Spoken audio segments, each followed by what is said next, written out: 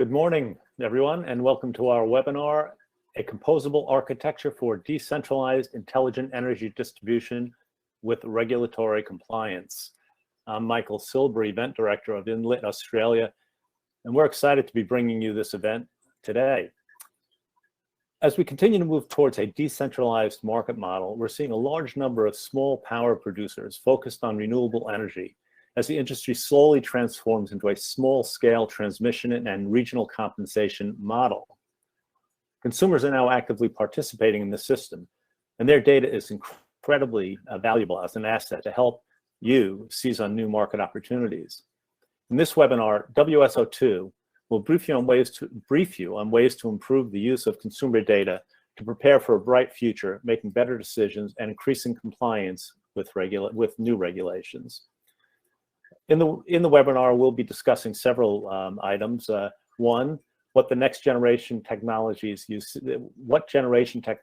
utility sector needs in order to future-proof your business. How to reduce complexity and build cloud-native digital products and solutions with agility and scale. What are the steps to speed regulatory compliance, reduce outcome risk, and facilitate API-led digital initiatives across your business?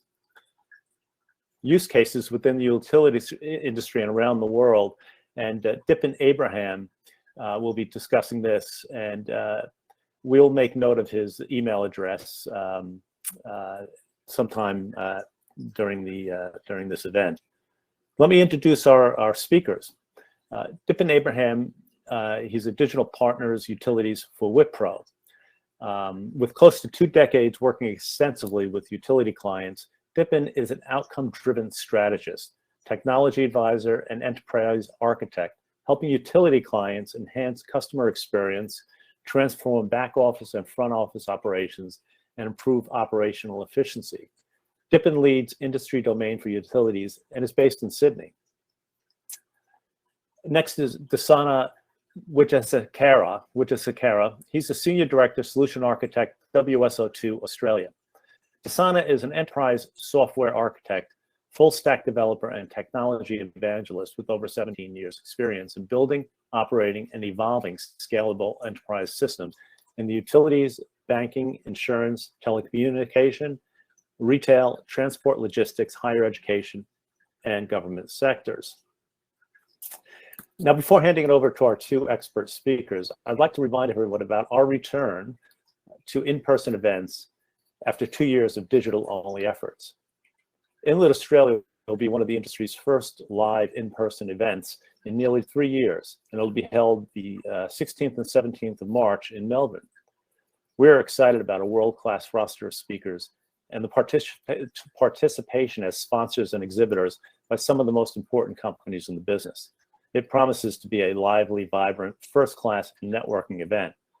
We look forward to seeing you there, and please go to our website, www.inlit-australia.com, to learn more about this event. I will now turn you over to Dasana and Dipin.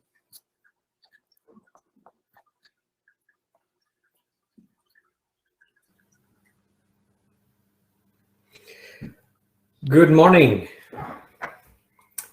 Good morning, everyone. I hope you can see our screen. Pleasure to be here. Thank you, Michael, for the introduction. My name is Dipin, as Michael mentioned, and look forward to speaking with you all today and share perspective on the topic of composable architecture for intelligent energy distribution. Dasana, if you can just go to the next slide, please. Thank you. Right. So as a context to this slide and to the presentation in itself, we're all hopefully familiar with the traditional energy distribution model, right? One in which generation companies produce power, the transportation and the distribution companies effectively transport that power, and the retail companies sell that power, right, to consumers, right? In Australia, we've been blessed with a healthy uptake of distribution energy resources, or DER as we call it. And if you watch this space closely, you would know on the weekend, South Australia had 24 hours of zero dependence on grid power, right? And largely running on solar and wind, pretty much gigawatt scale grid, And that's phenomenal, right? Because that reflects that the grid can sustain over a long period of time, producing power over for consumers at scale, right? So that's a pretty significant event. And so the way that I look at it, having closely followed energy utilities now for close to 2 decades, is the energy economy shifting, right? Or probably already has to a large extent, to a more intelligent form of energy distribution that is no longer reliant on the traditional model, right? We have had DER or distribution energy resources forever, but the narrative now is that it is potentially able to scale up and stand up on its own, right? And the 3 key levers, right? If I were to look at this slide, point number 2, if you were to look at that, that point, is the 3 levers, right? For that is a decarbonization, decentralization, and the third D that sort of brings it all together, digitalization, right? And the reason why digitalization is important, and we sort of stress on that, is that it affords non-utilities, right? In addition to the utility providers, it affords non-utilities and communities at large to enter and to play a role as an energy company. And if you've got some time, I'll share a few case studies as well, right? So the focus on the webinar today, right, is about a digital perspective or a digital point of view to help utilities and non-utilities appreciate the importance of a composable architecture for intelligent energy operations, right? So that's the focus. And if you were to look at all the aspects that I've largely touched upon here, there is a lot of progress, right? So we are in a stream where the distributed energy resources coexist with traditional power, and digital-minded and active customers are today buying, selling, and consuming sustainable energy services, and they are the ones that sort of are pivoting to the new model, right? No longer is there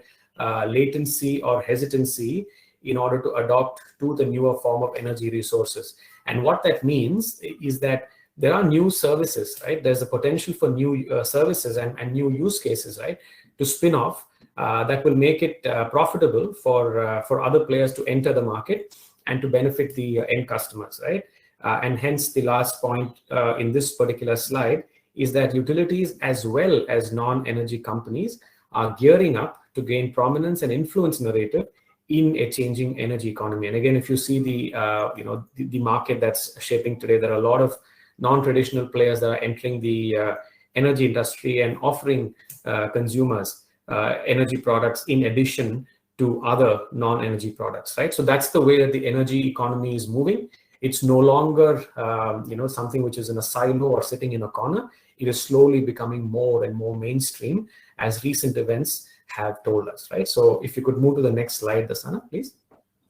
Yeah, and I did speak about the 3Ds earlier, and I guess the point that I wanted to re-emphasize here is decarbonization is a buzzword, right? So we all know the net zero targets that Australia has signed up to, by 2050, and so that is going to become more and more a narrative that energy providers will have to cater for, right?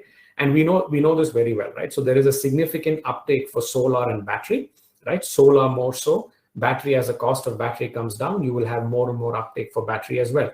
There is an increasing awareness and penetration of hydrogen as a green source of energy, and the cost of producing green hydrogen is coming down as we speak. Wind is obviously an alternative form as well, which is gaining uptake, and also alternative forms like biomass will start to gain prominence as we scale the technology. So one element of it is that the decarbonization element of it is going to drive the transition to large renewables. On the other end of the spectrum is the decentralization, right? And decentralization creates the new market model that we're talking about today, right? With the advent of prosumers and peer-to-peer trading and virtual power plants becoming more mainstream, and I have a case study later on if time allows. So you will find all of these technologies that effectively break that old traditional model. They are becoming more mainstream as well, right? And finally, a digital infrastructure, right? Whether it's a DER management system that DSOs use, or smart metering as a technology that is, heavily penetrated in the Australian market. And smart metering tends to be a solid base for a lot of behind the meter services, right? As well as things around predictive situational awareness about a customer's context, right? All of these are spinning out use cases that we will speak about. For example, should I draw power from grid? Should I draw power from the solar, right? All of these will spin out new use cases and new solutions that effectively make it sustainable and viable for companies to invest in this technology, right? So that's effectively the background to what's happening in the market. If you were to move to the next slide, Dasan. Yeah. So I hope the slides, the text is visible there. But this is as a consumer, right? I want it all, right? I want the flexibility of a DER. I want the reliability of a grid. I want to be able to trade energy with, with my peers. And I want the personalized services that the new energy economy offers, right?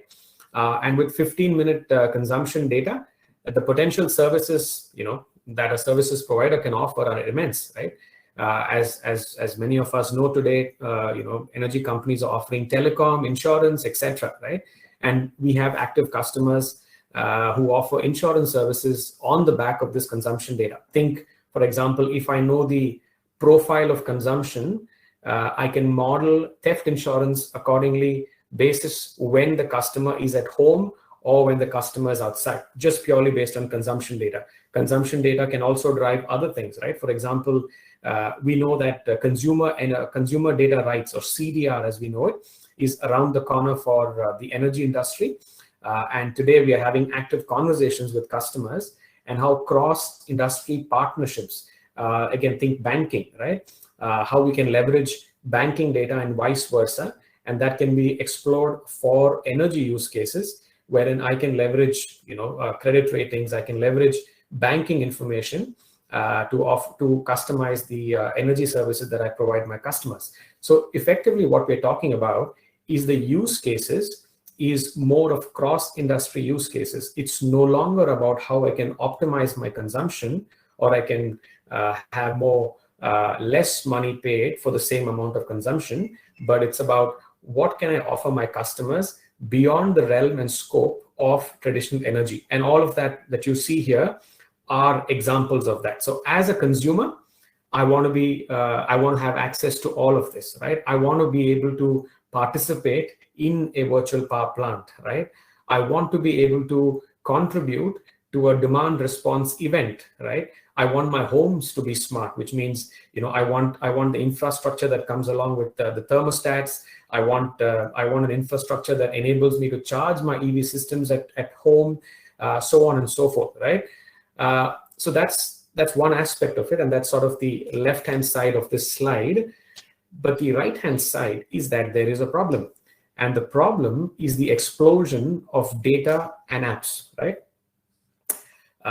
Just think about as a consumer or even as a provider, right?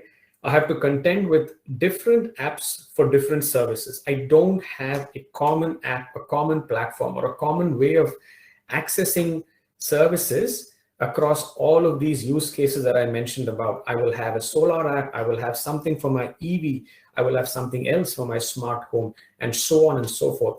Therefore, the world order that we should be looking or working towards is how, from an architecture perspective, from a platform perspective, how can I exploit the data that resides out there, and that helps me exploit the value of some of these use cases. And that's really the focus of this particular webinar, right?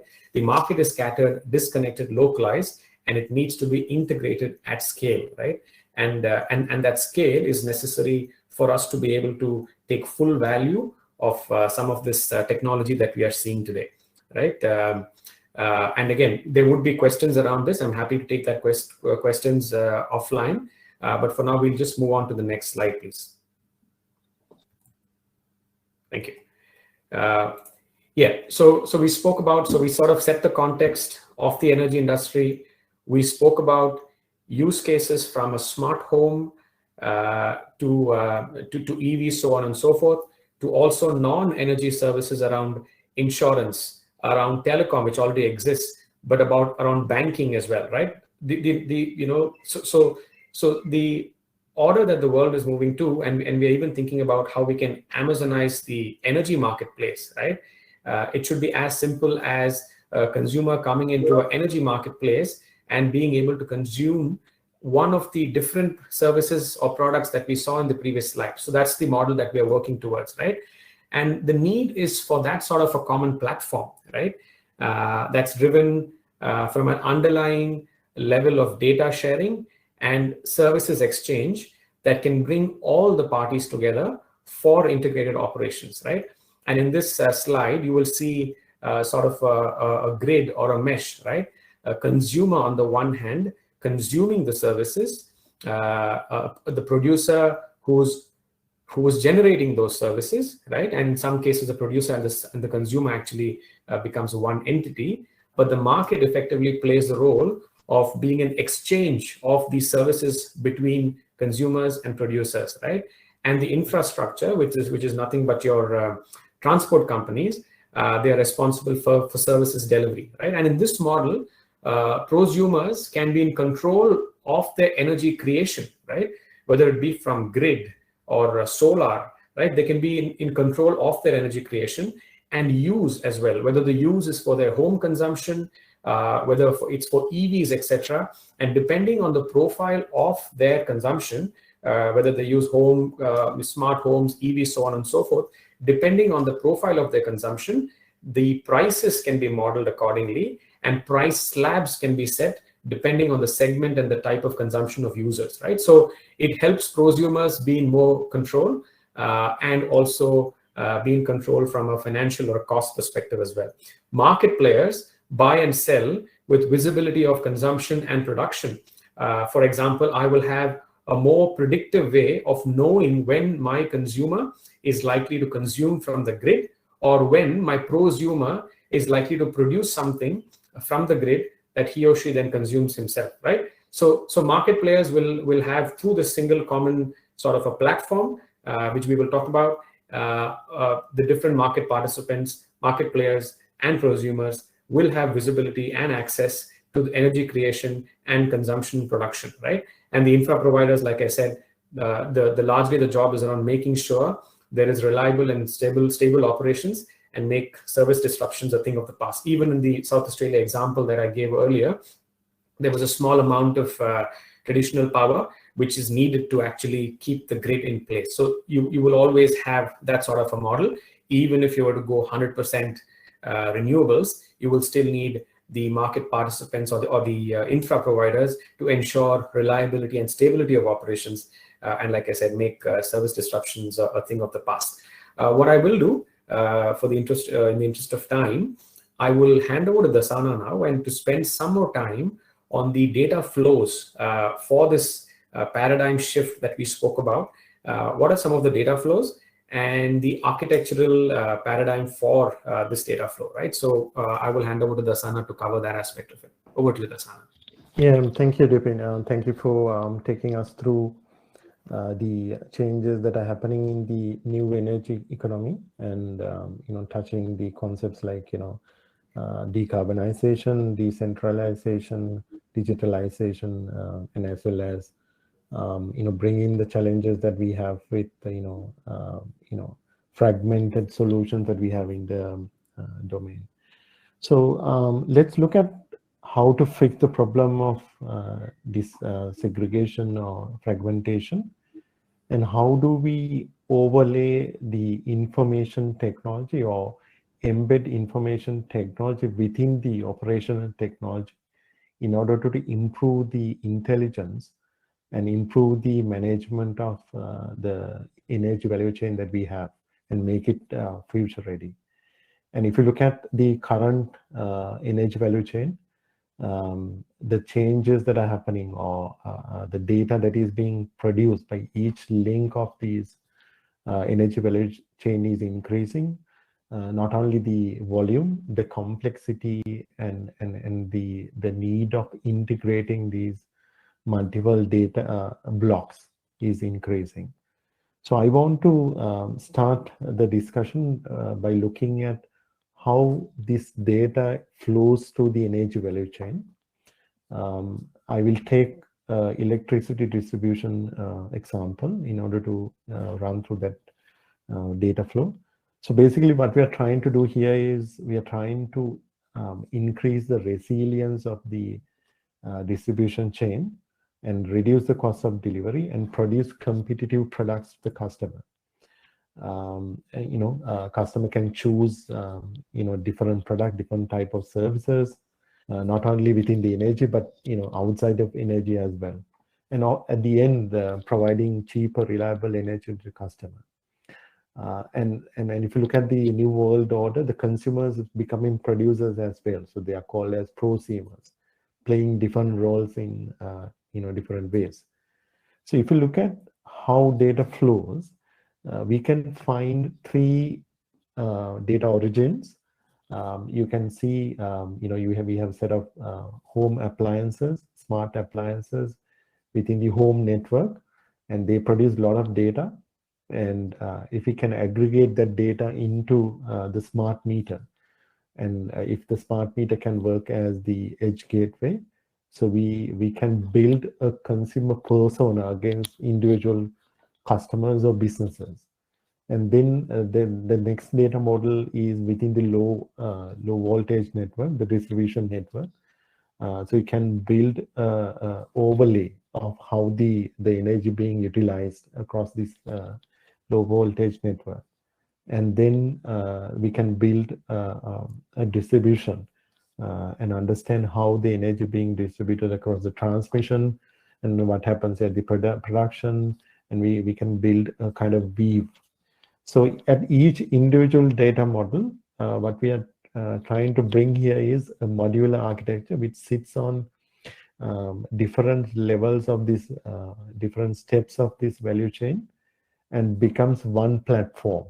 So we're looking at a platform approach with a modular architecture and how we use this data to make the energy value chain intelligent. So what I will do is I will focus on each stage of this distribution and explain what are the improvements that we can do with this data, and I will bring a reference architecture to the table to explain how we can implement that capability. So if you look at the first level or the first stage, I want to introduce this concept called edge data gateway. If you look at the smart meters that we have, most of the smart meters come with a system on chip.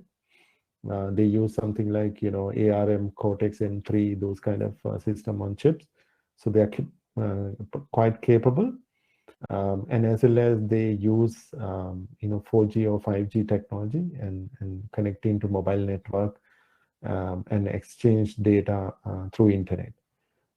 So this platform allows us to work as a edge gateway at the home, and it establishes a home area network which we call as HAN. And that network can provide data interfaces to different home appliances. So each home appliances have their own way of interacting with the other components. So what these data interfaces provide is they encapsulate those changes. They can consume data, they can issue control commands and manage home appliances. And within this edge gateway, there is this home appliance provision or home appliance lifecycle management capability is being built. So the new home appliances that come into the home can provision themselves into the edge gateway. And edge gateway provides a home energy management interface. So you can build a smart home dashboard which shows you how much energy being used by individual appliances, and you can manage the energy profile. In order to send this data to the aggregator, which will be the distributor, we need to have a transient data storage within the edge gateway, because this link might fail. In order to provide that resilience, we need to have that transient data storage within the edge gateway. And what we have additional is a smart grid interface, which is a standard interface that open up to the aggregator. So this is within the grid. This can be on a substation. This can be on a grid station. So it basically consumes data that is produced by the smart meters. And this smart grid interface is a standard interface provided by every smart meter, and it hides the complexities of integrating into these different home appliances, managing different data types, data models. It provides a common interface to the aggregator, and the smart meter has the computing power to work as a data aggregator as well. This is the kind of architecture that we are kind of promoting at the edge gateway to capture the data produced by the home network. So it allows us to create that consumer persona and attach that to the overall aggregator or the distributor network. And if you look at the second aspect, where we want to improve the smartness of the low voltage distribution, what we can do is we can gather data from different components within the low voltage network and build a real-time weave, which provide you the energy informatics of your low voltage distribution network. So if you look at this diagram, this is produced by General Electric software, distribution management software from a European nation. And if you look at these red circles, these are transformers which don't have additional capacity.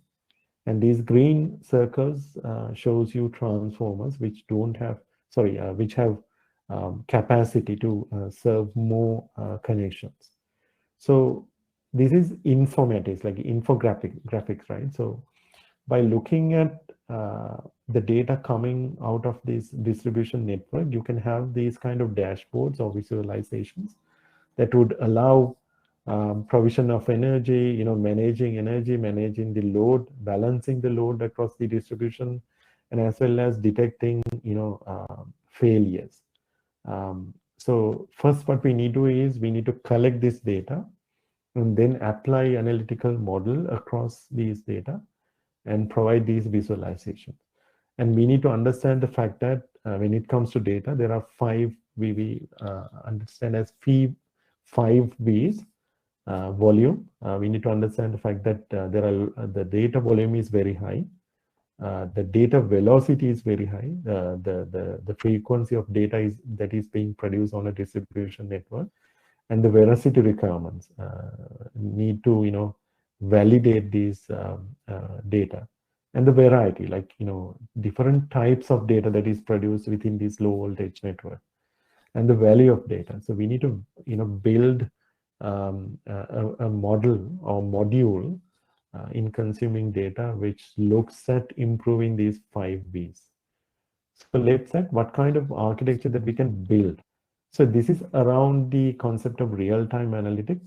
So you'll have connectors. The connectors basically encapsulate the data model and differences in connection protocols, connecting into different devices on the low voltage network, and it converts and build a standard data interface to the head end.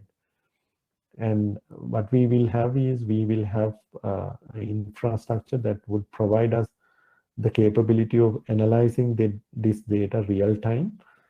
We should be able to build analytical models on this real time data. We may use templated data sets from our historical information, and we should be able to build rule sets against the patterns that we discover on the real-time data stream. And so we should be able to build real-time dashboard against this real-time information. This provides us the situational awareness and operational intelligence. The predictive maintenance come from the analytical models that we build. This is the kind of architecture that we are looking at establishing at the low voltage network. And the most important thing is we are doing these analytics, we are performing these analytics against real-time data. And if you move on to the third aspect, the third aspect is about data consolidation. Now we have multiple sources of data, and how do you consolidate that data and build that overall view across the entire grid? So what are the modules, or what are the architecture that we can build, or what it enables? So if you look at different types of data that we are gathering, so we are gathering structured data coming from equipment, distribution management systems, load control, from equipments and things like that. And we have unstructured data coming from meteorological information, the customer services. We have semi-structured data, and we have combination of these data. So although we have this data, we need to cleanse and structure that data to be consumed. So let's see how we can do that. The architecture that enables this data consolidation is based on multiple aspects.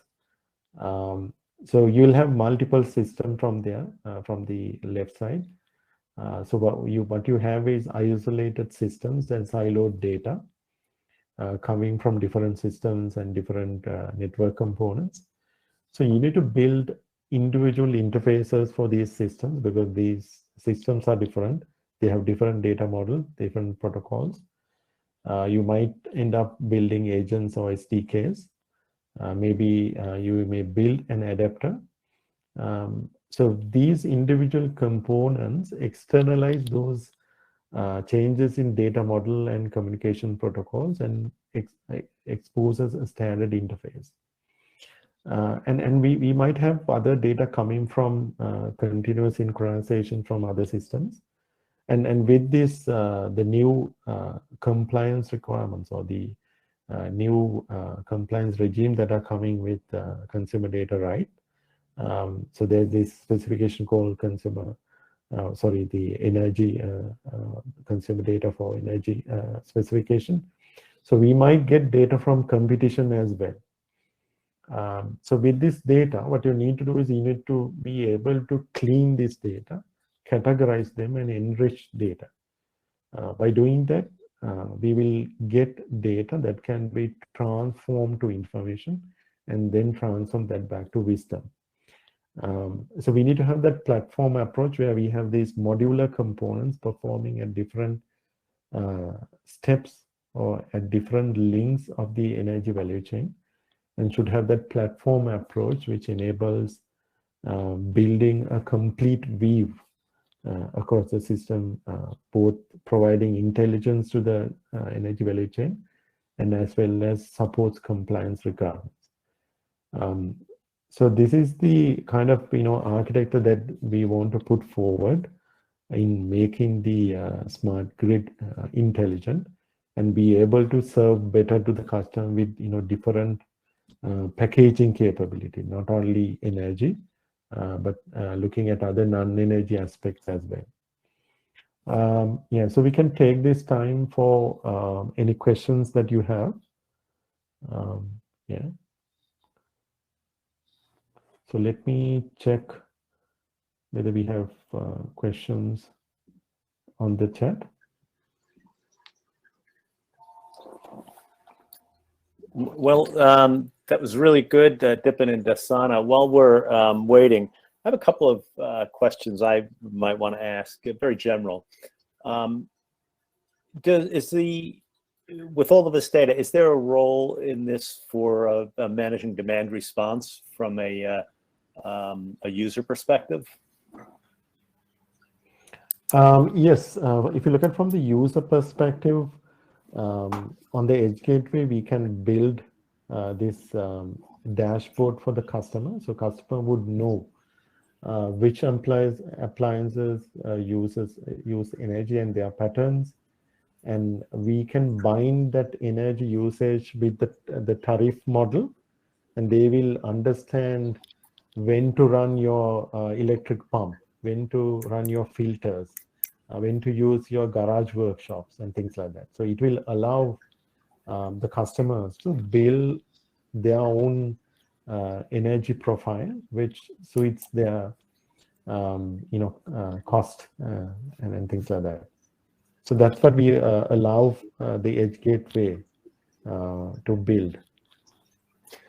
Yeah, and so following on from that, what do you see, again, from a general sense, the biggest benefit to the user or the prosumer for this kind of approach, from this kind of approach? Dipin, you want to take? Yeah, maybe I'll take that question. So obviously the first and foremost thing that from a prosumer perspective is cost, right? As we know, the cost of traditional power, and we have seen the energy prices spiraling out, right? Now, if I were to have a mechanism for not just producing power via solar, but for actually storing that power as well, because I think the amount of the dollars that I get by selling the power to the grid is far less beneficial than if I were to use all of the power that I produce for my own consumption rather than having to draw that from the grid, right? So one of the use cases or the starting use case will obviously be the cost effectiveness, right? So can I lower my monthly or a quarterly energy bill, right? That would be the first thing. The second thing is and I think we spoke about it a little bit earlier, is the use cases that span cross industry, right?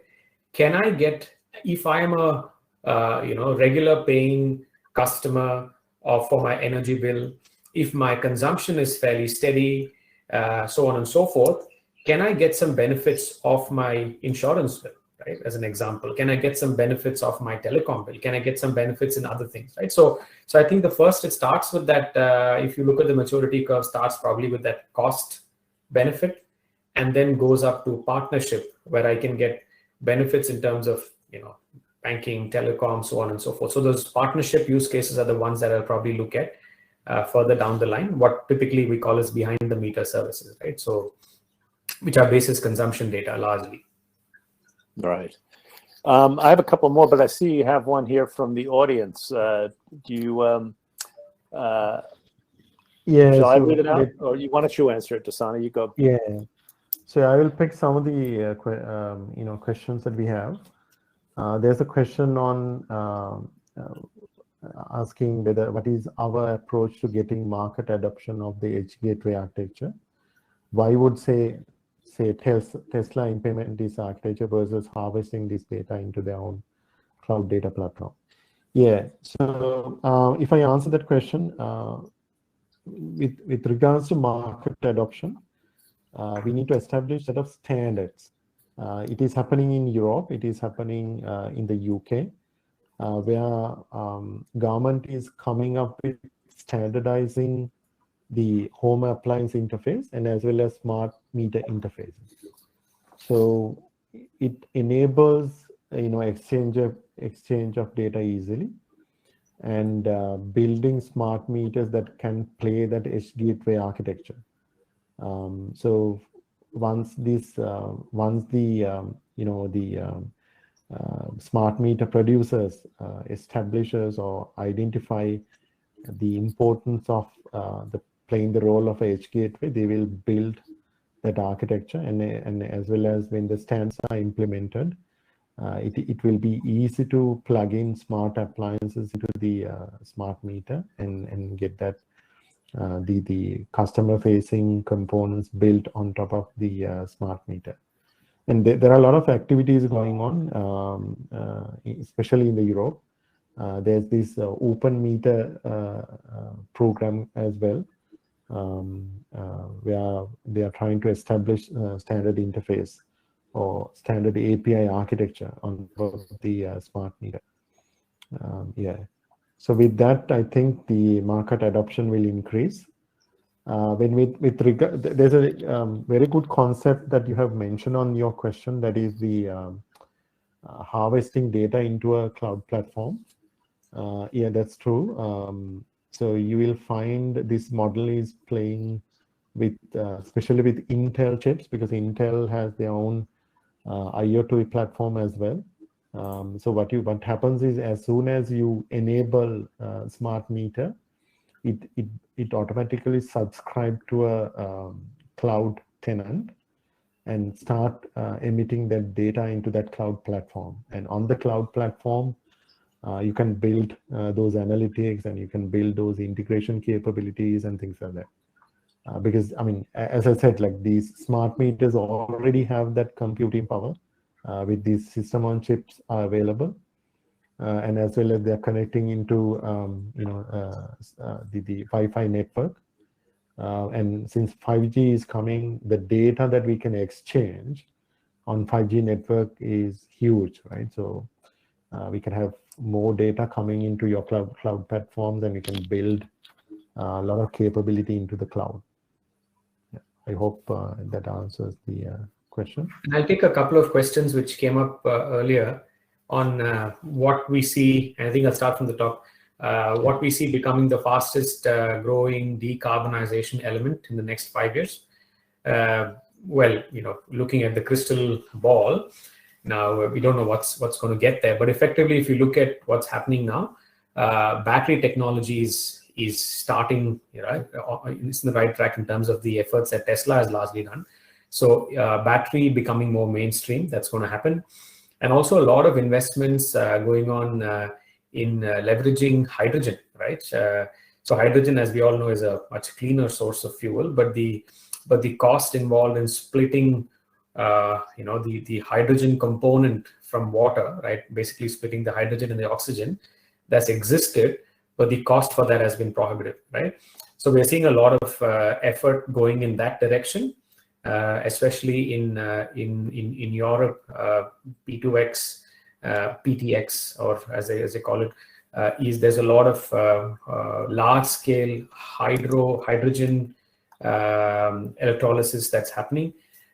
So that's going to sort of drive technology towards that direction. So for me, if I were to pick a couple, it could potentially be those two, but we will truly not know until things. But they seem to be the ones that are sort of moving ahead. I'll take another question on which state in Australia is the most progressive. Well, I don't want to again, pit one state against the other, but I did mention early on in the presentation that South Australia is potentially the first state in the world potentially to run a gigawatt scale grid for more than 24 hours.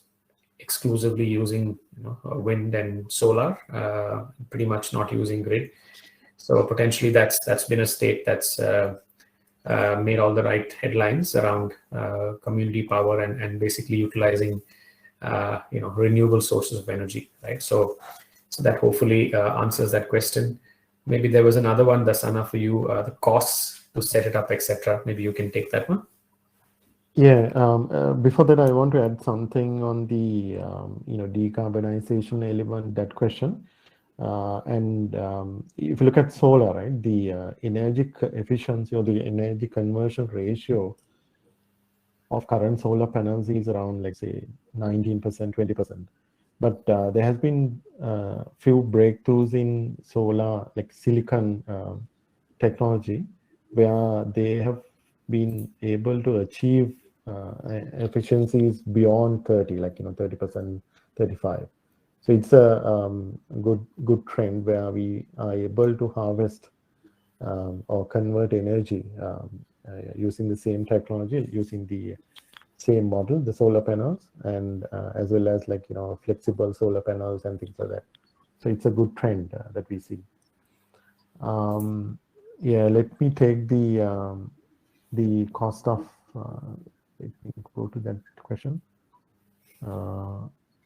Yeah, what are the expected costs to set this up, and how we can make it accessible for low-income households that may be the ones that will get a lot of benefits from this? Yeah, so philosophically, if you look at the benefits across the value chain, not only the household, the use of renewable energy and improving the efficiency of energy distribution will have benefits for everyone, both distribution, transmission network, and everything. So I think the cost that goes to customers should be distributed across the distribution network, or it should be borne by the distributor, because it's a benefit, right? They are reaping benefit long term. So what I'm looking at is the energy companies or the distributors sponsoring or taking that cost of the establishing the home area network and as well as smart meters, and they will not pass that cost back to the customer. So it will be part of the infrastructure, and I think the government will push not to push that cost to the customer, and it will be part of the energy provision and supply of the distributor. Since we can build a lot of the capabilities into the smart meter, I think the actual cost will be less, and we can replicate that across multiple deployments, so the cost will reduce. Yeah, that's my understanding. We'll have a few more minutes for a few more questions, but I'd like to ask one. Again, I'm not trying to pit companies against each other or states against each other, but I'm wondering in your efforts to bring this concept to distribution companies throughout Australia, what type of response have you been getting? I mean, are companies embracing this concept, or do they think it's too soon? Or just give me kind of an overview of what you're seeing in the Australian market along those lines. Dipin, you want to take that question? Sure. I can take a stab at that. So from a Wipro perspective, I think we have been sort of working with customers over the years, and solar has been around for a long time, right? One of the things that we have seen, right, is that there are different providers of solar panels, so on and so forth. So it's a market that is highly fragmented, right? You can have a retailer implementing solar rooftop who has some sort of a app to manage this, but you also have different service providers that can implement rooftop solar, and they have their own apps that manage the energy that comes in from the grid. So sort of the market is fragmented, right? So to get consensus and buy-in from the market as a whole has been reasonably difficult because there are simply too many of them, right?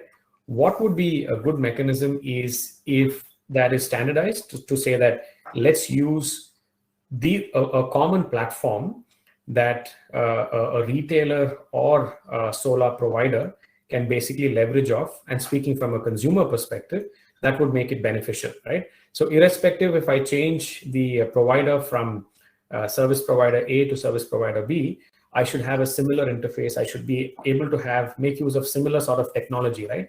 So I think the experience that largely, while we have active customers, but there's no common framework in place or a platform in place that will make it easy for a consumer to actually adopt solar from different service providers, for example, right?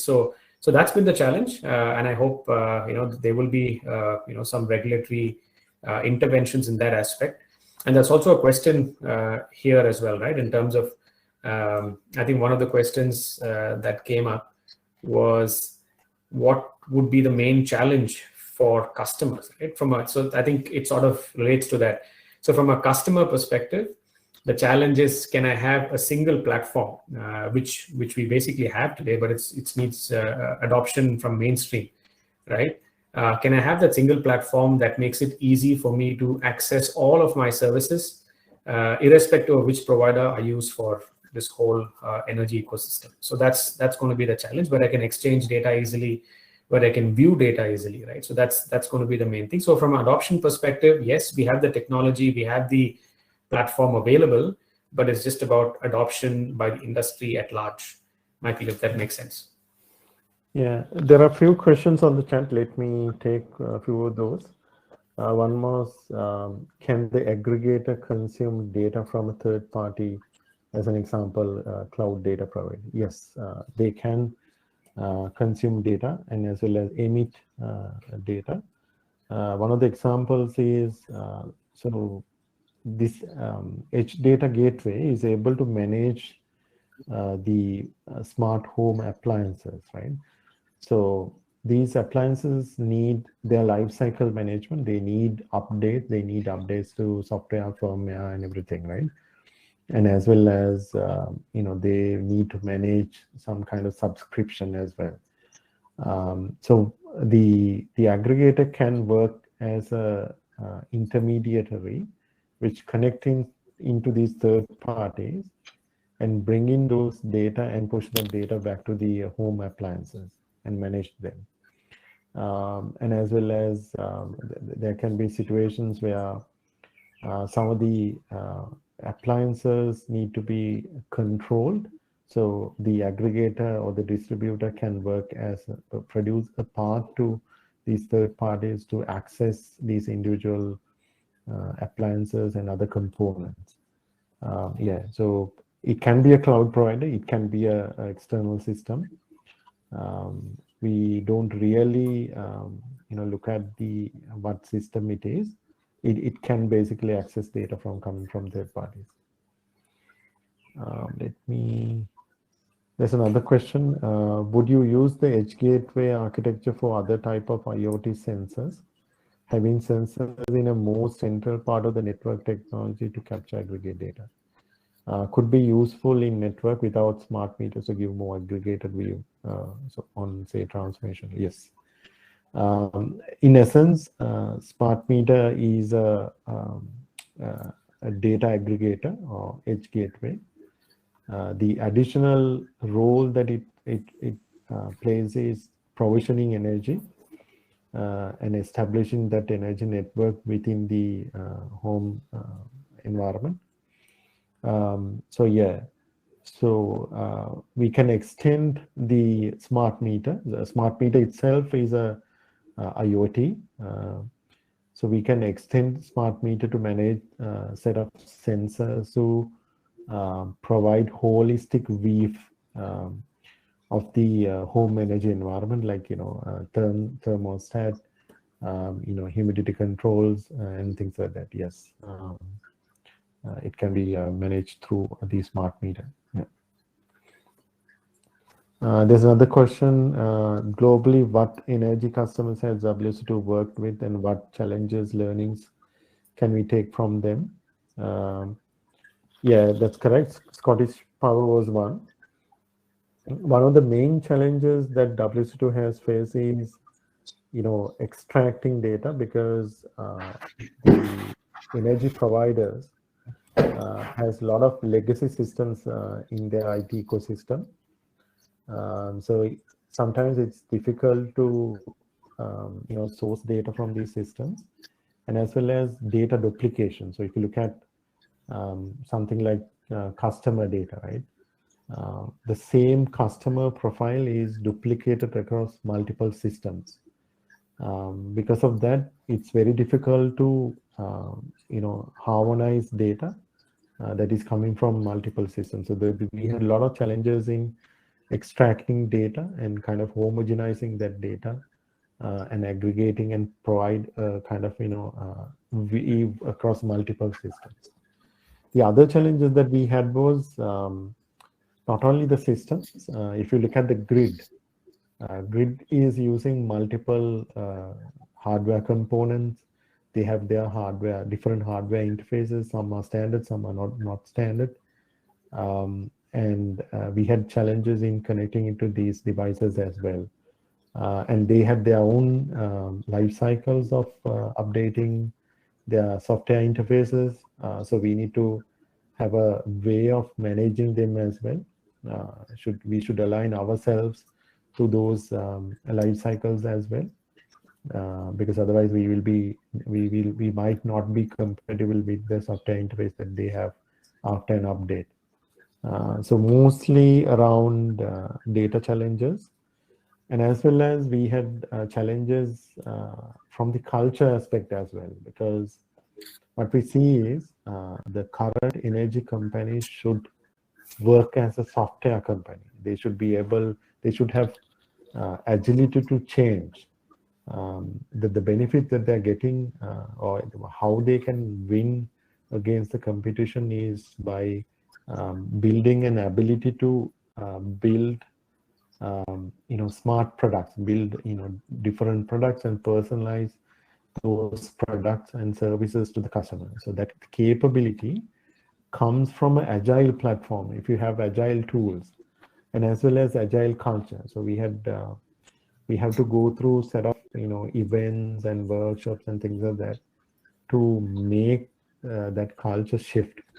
Not only software, so we need to work with people as well in order to kind of establish this entire ecosystem which allows these companies to become agile, use agile platforms and deliver personalized product. So those are the challenges that we had. Let me check whether we have other questions. Yeah. Yeah, maybe I'll just take a minute. Yeah, sorry, Michael. Yeah, I think we only have about 2 minutes left. I think you've gotten to all the questions, unless there's one I don't see.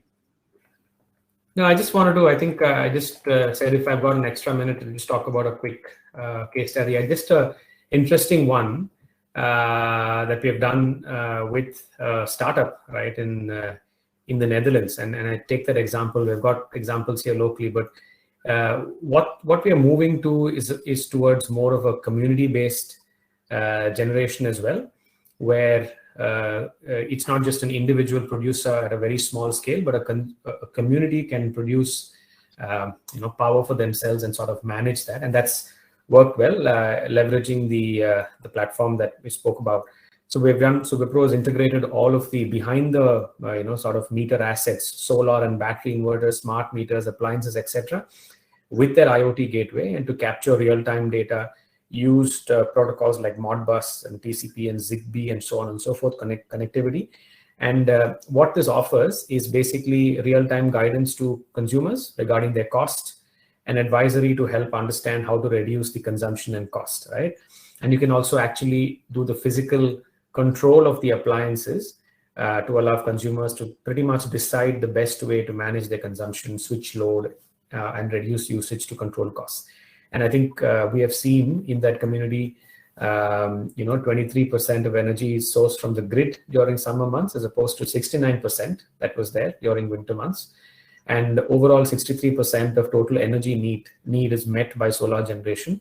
And just as a dipstick, about 2.3 tons of CO2 emissions prevented for that community, right? So that's an example. We've done that in Europe, which is progressive in terms of clean tech, but also locally here we're working with startups and energy companies here to actually work on that ecosystem aspect that we spoke about, battery integrated with solar, and a platform that can provide consumers and the energy market participants visibility into load and consumption, right? So with that, I will just there was a couple of case studies. Since we had an extra minute, I just thought I'll just share that context. But over to you. I think we are pretty much out of time, or rather perfectly on time, Michael.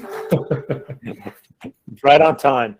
Listen, Dasana, Dipan, thank you very much. This has been a very enlightening session. I'm sure our audience got a lot out of it. Certainly there was a good deal of audience engagement, and that certainly is a testimony to the information that you were bringing to the market. So thanks again. We'll wrap up now. I just want to remind everybody that Inlet Australia will be coming back after about a 2.5 year absence. 16, 17 March in Melbourne. Looking forward to seeing you all there.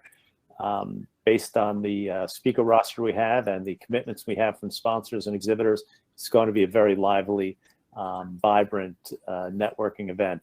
So thank you again, Dipan and Dasana, and we'll see you all hopefully in Melbourne in March. Good night. Good morning, I should say.